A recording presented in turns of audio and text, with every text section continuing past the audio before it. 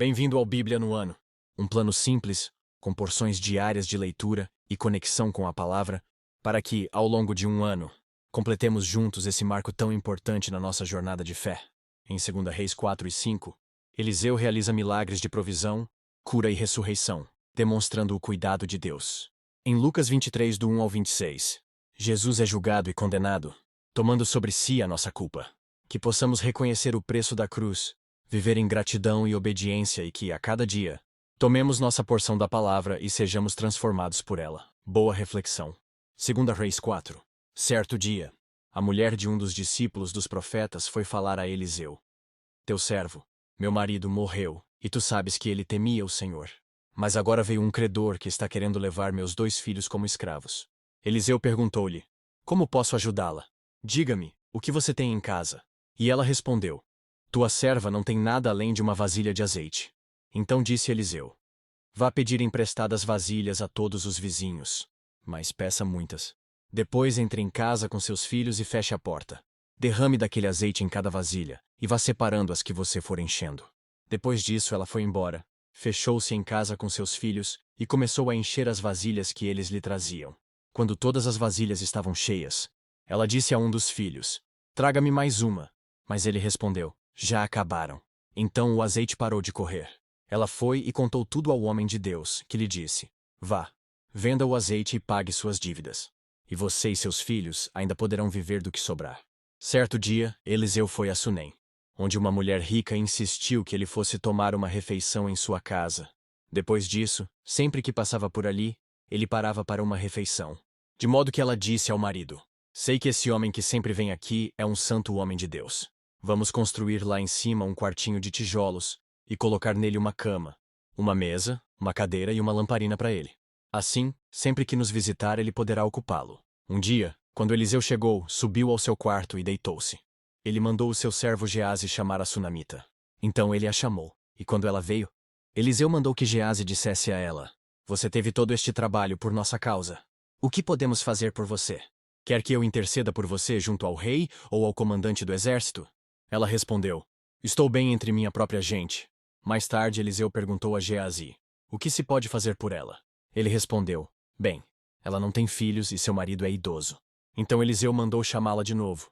Geazi a chamou e ela veio até a porta.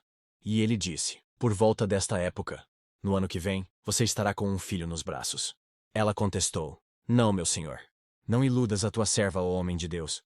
Mas, como Eliseu lhe dissera, a mulher engravidou e, no ano seguinte, por volta daquela mesma época, deu à luz um filho. O menino cresceu e, certo dia, foi encontrar seu pai, que estava com os ceifeiros. De repente, ele começou a chamar o pai, gritando: Ai, minha cabeça! Ai, minha cabeça! Então o pai disse a um servo: Leve-o para a mãe dele. O servo o pegou e o levou à mãe. O menino ficou no colo dela até o meio-dia, quando morreu. Ela subiu ao quarto do homem de Deus, deitou o menino na cama, saiu e fechou a porta. Ela chamou o marido e disse: Preciso de um servo e uma jumenta para ir falar com o homem de Deus. Vou e volto depressa. Ele perguntou: Mas por que hoje? Não é lua nova nem sábado. Ela respondeu: Não se preocupe. Ela mandou selar a jumenta e disse ao servo: Vamos rápido, só pare quando eu mandar. Assim ela partiu para encontrar-se com o homem de Deus no Monte Carmelo. Quando ele a viu à distância, disse a seu servo Geazi: Olhe, é a sunamita. Corra ao encontro dela e lhe pergunte: Está tudo bem com você? Tudo bem com seu marido? E com seu filho? Ela respondeu a Geazi: Está tudo bem. Ao encontrar o homem de Deus no monte, ela se abraçou aos seus pés. Geazi veio para afastá-la, mas o homem de Deus lhe disse: Deixe-a em paz. Ela está muito angustiada. Mas o Senhor nada me revelou, e escondeu de mim a razão de sua angústia. E disse à mulher: Acaso eu te pedi um filho, meu senhor? Não te disse para não me dar falsas esperanças? Então Eliseu disse a Geazi: Ponha a capa por dentro do cinto, pegue o meu cajado e corra. Se você encontrar alguém, não o cumprimente e, se alguém o cumprimentar, não responda. Quando lá chegar, ponha o meu cajado sobre o rosto do menino. Mas a mãe do menino disse: Juro pelo nome do Senhor e por tua vida que, se ficares, não irei. Então ele foi com ela. Geazi chegou primeiro e pôs o cajado sobre o rosto do menino, mas ele não falou nem reagiu.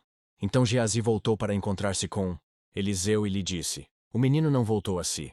Quando Eliseu chegou à casa, lá estava o menino, morto, estendido na cama. Ele entrou, fechou a porta e orou ao Senhor. Então deitou-se sobre o menino boca a boca, olhos com olhos, mãos com mãos. Enquanto se debruçava sobre ele, o corpo do menino foi se aquecendo. Eliseu levantou-se e começou a andar pelo quarto. Depois subiu na cama e debruçou-se mais uma vez sobre ele. O menino espirrou 7 vezes e abriu os olhos. Eliseu chamou Gease e o mandou chamar a sunamita. E ele obedeceu. Quando ela chegou, Eliseu disse: "Pegue seu filho." Ela entrou, prostrou-se a seus pés, curvando-se até o chão. Então pegou o filho e saiu. Depois Eliseu voltou a Gilgal. Nesse tempo a fome assolava a região. Quando os discípulos dos profetas estavam reunidos com ele, ordenou ao seu servo: "Ponha o caldeirão no fogo e faça um ensopado para estes homens." Um deles foi ao campo apanhar legumes e encontrou uma trepadeira. Apanhou alguns de seus frutos e encheu deles o seu manto. Quando voltou, cortou-os em pedaços e colocou-os no caldeirão do ensopado, embora ninguém soubesse o que era. O ensopado foi servido aos homens, mas logo que o provaram, eles gritaram: "Homem de Deus, a morte na panela!" E não puderam mais tomá-lo. Então Eliseu pediu um pouco de farinha, colocou no caldeirão e disse: "Sirvam a todos." E já não havia mais perigo no caldeirão. Veio um homem de Baal-Salisa, trazendo ao homem de Deus 20 pães de cevada, feitos dos primeiros grãos da colheita, e também algumas espigas verdes. Então Eliseu ordenou ao seu servo: "Sirva a todos." O auxiliar de Eliseu perguntou: "Como poderei servir isso a 100 homens?" Eliseu, porém, respondeu: "Sirva a todos. Pois assim diz o Senhor: eles comerão, e ainda sobrará." Então ele serviu a todos, e conforme a palavra do Senhor, eles comeram e ainda sobrou. 2 Reis 5. Naamã, comandante do exército do rei da Síria, era muito respeitado e honrado pelo seu senhor, pois por meio dele o Senhor dera vitória à Síria.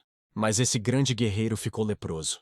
Ora, tropas da Síria haviam atacado Israel e levado cativa uma menina, que passou a servir a mulher de Naamã. Um dia ela disse à sua senhora: "Se o meu senhor procurasse o profeta que está em Samaria, ele o curaria da lepra." Naamã foi contar ao seu senhor o que a menina israelita dissera.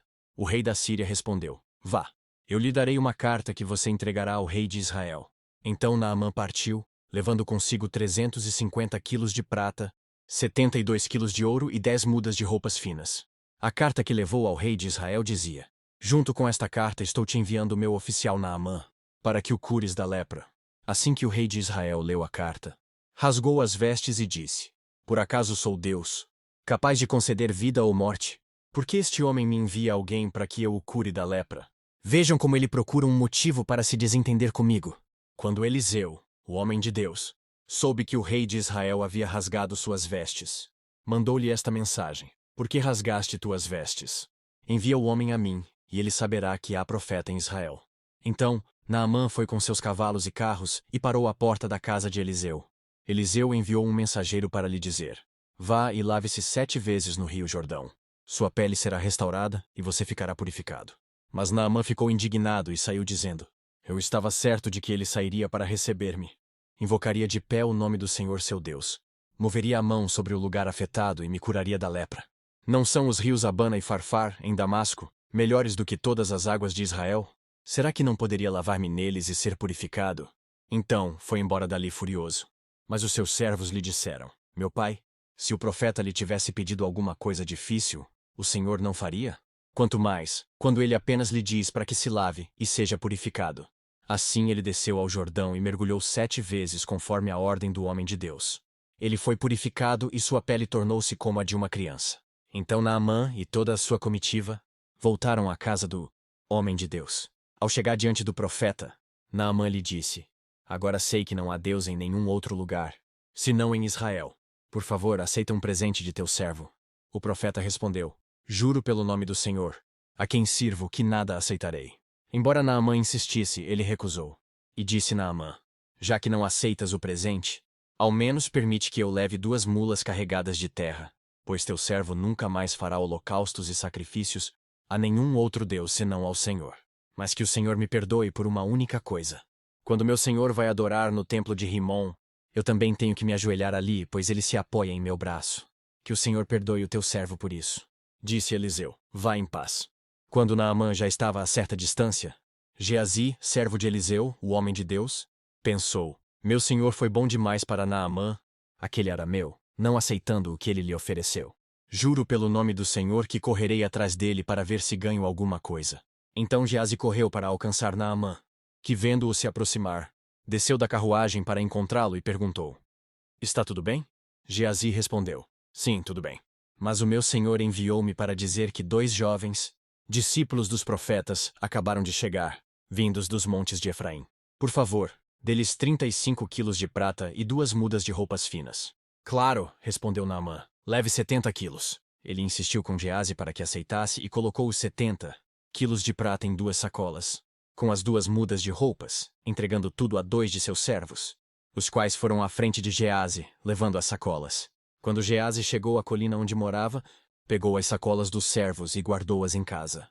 Mandou os homens de volta, e eles partiram. Então entrou e apresentou-se ao seu senhor Eliseu. E este perguntou: Onde você esteve, Geazi? Geazi respondeu: Teu servo não foi a lugar algum. Mas Eliseu lhe disse: Você acha que eu não estava com você em espírito?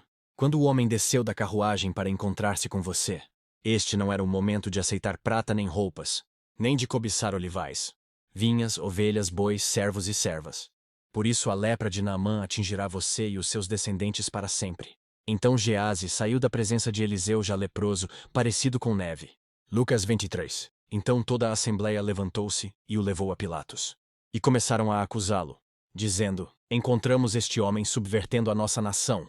Ele proíbe o pagamento de imposto a César e se declara ele próprio o Cristo, um rei. Pilatos perguntou a Jesus: Você é o rei dos judeus? Tu o dizes, respondeu Jesus. Então Pilatos disse aos chefes dos sacerdotes e à multidão: Não encontro motivo para acusar este homem. Mas eles insistiam: Ele está subvertendo o povo em toda a Judéia, com os seus ensinamentos. Começou na Galiléia e chegou até aqui. Ouvindo isso, Pilatos perguntou se Jesus era galileu. Quando ficou sabendo que ele era da jurisdição de Herodes, enviou-o a Herodes, que também estava em Jerusalém naqueles dias. Quando Herodes viu Jesus, ficou muito alegre, porque havia muito tempo queria vê-lo. Pelo que ouvira falar dele, esperava vê-lo realizar algum milagre. Interrogou-o com muitas perguntas, mas Jesus não lhe deu resposta. Os chefes dos sacerdotes e os mestres da lei estavam ali, acusando-o com veemência. Então Herodes e os seus soldados ridicularizaram-no e zombaram dele. Vestindo-o com um manto esplêndido, mandaram-no de volta a Pilatos. Herodes e Pilatos, que até ali eram inimigos, naquele dia tornaram-se amigos. Pilatos reuniu os chefes dos sacerdotes, as autoridades e o povo, dizendo-lhes: Vocês me trouxeram este homem como alguém que estava incitando o povo à rebelião. Eu o examinei na presença de vocês, e não achei nenhuma base para as acusações que fazem contra ele. Nem Herodes, pois ele o mandou de volta para nós. Como podem ver, ele nada fez que mereça a morte. Portanto, eu o castigarei e depois o soltarei. Ele era obrigado a soltar-lhes um preso durante a festa. A uma só voz eles gritaram: Acaba com ele! Solta-nos Barrabás! Barrabás havia sido lançado na prisão por causa de uma insurreição na cidade e por assassinato. Desejando soltar a Jesus, Pilatos dirigiu-se a eles novamente. Mas eles continuaram gritando: Crucifica-o! Crucifica-o! Pela 3ª vez ele lhes falou: Por quê? Que crime este homem cometeu? Não encontrei nele nada digno de morte. Vou mandar castigá-lo e depois o soltarei. Eles, porém, pediam insistentemente, com fortes gritos, que ele fosse crucificado, e a gritaria prevaleceu. Então Pilatos decidiu fazer a vontade deles. Libertou o homem que havia sido lançado na prisão por insurreição e assassinato, aquele que eles haviam pedido, e entregou Jesus à vontade deles. Enquanto o levavam, agarraram Simão de Cirene, que estava chegando do campo, e lhe colocaram a cruz às costas, fazendo-o carregá-la atrás de Jesus. Que as palavras de hoje permaneçam em seu coração e transformem sua caminhada de fé. Não esqueça de curtir, compartilhar e se inscrever no canal para continuar essa jornada conosco. Se ficou para trás, não tem problema. É só assistir aos vídeos anteriores e se manter firme no plano. Nos vemos no próximo vídeo para mais uma porção da Palavra de Deus. Até lá. A paz.